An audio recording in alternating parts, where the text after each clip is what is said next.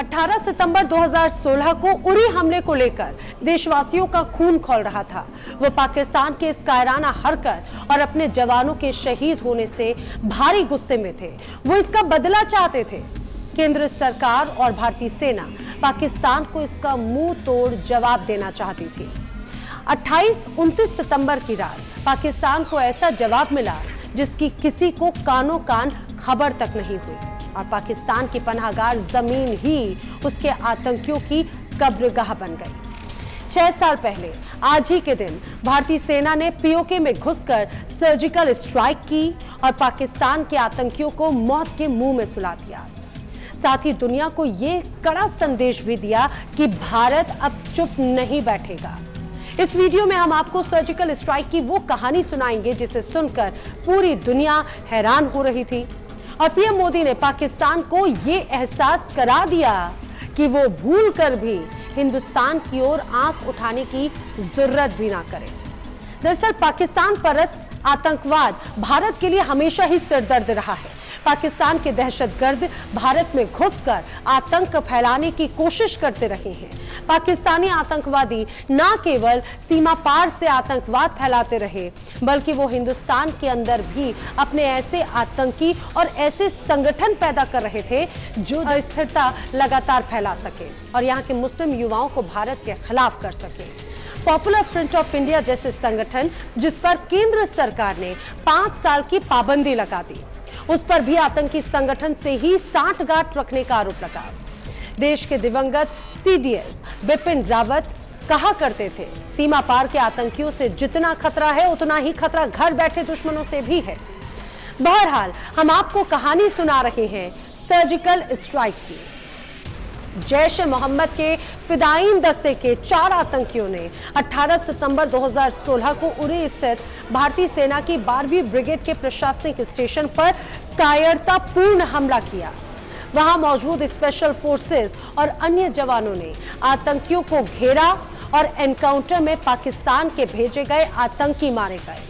उनके पास से मिले हथियारों और जीपीएस सेट से इन आतंकियों के पाकिस्तान से ही होने का पूरा सबूत मिला था। हमले की जानकारी जैसे ही देशवासियों को मिली, पूरा देश इस हमले से स्तब्ध रह गया। लोगों ने देश के जवानों की शहादत का जवाब मांगा और उस समय के army chief general Dalbir Singh सुहाग और DGMO lieutenant general Ranbir Singh ने प्रधानमंत्री नरेंद्र मोदी और एनएसए अजीत डोभाल से मुलाकात की और उन्हें बताया कि वो पाकिस्तान को करारा जवाब देने के लिए तैयार है। भारत में पाकिस्तान के खिलाफ बढ़ रहे गुस्से को वहां भी महसूस किया जा रहा था।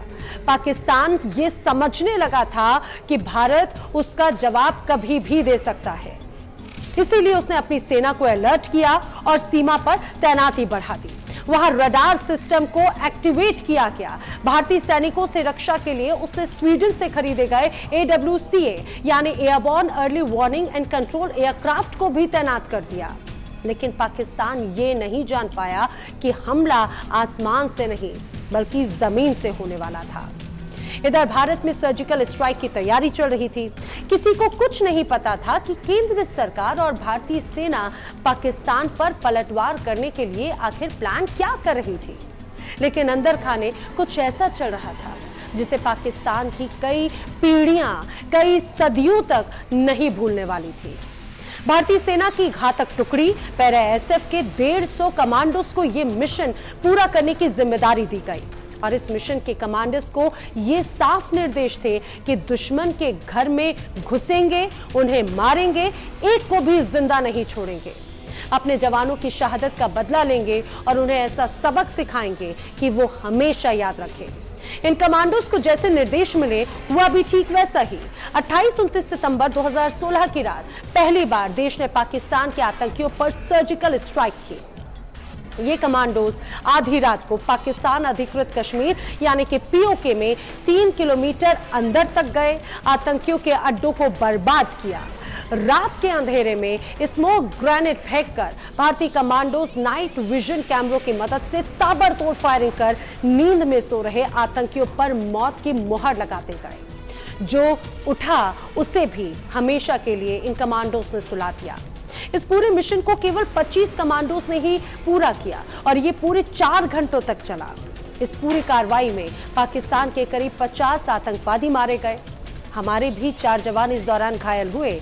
जिस समय हमारे जवान आतंकियों का सफाया कर रहे थे, उसी समय उधर देश के प्रधानमंत्री नरेंद्र मोदी, रक्षा मंत्री स्वर्गीय Manohar Parrikar, army chief Dalbir Singh Suhag, DGMO lieutenant general Ranbir Singh और नॉर्दर्न कमांड के chief lieutenant general Dipendra Singh Hooda पल पल की घड़ियां गिन रहे थे।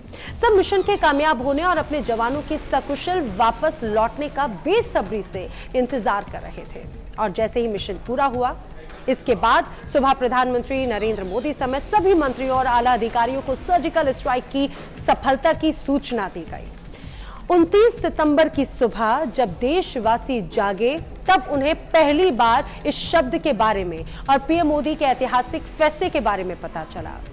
तो ये थी सर्जिकल स्ट्राइक की कहानी। ये वीडियो आपको कैसा लगा, आप हमें जरूर बताएं। इस वीडियो को आप शेयर करें, चैनल को सब्सक्राइब करें।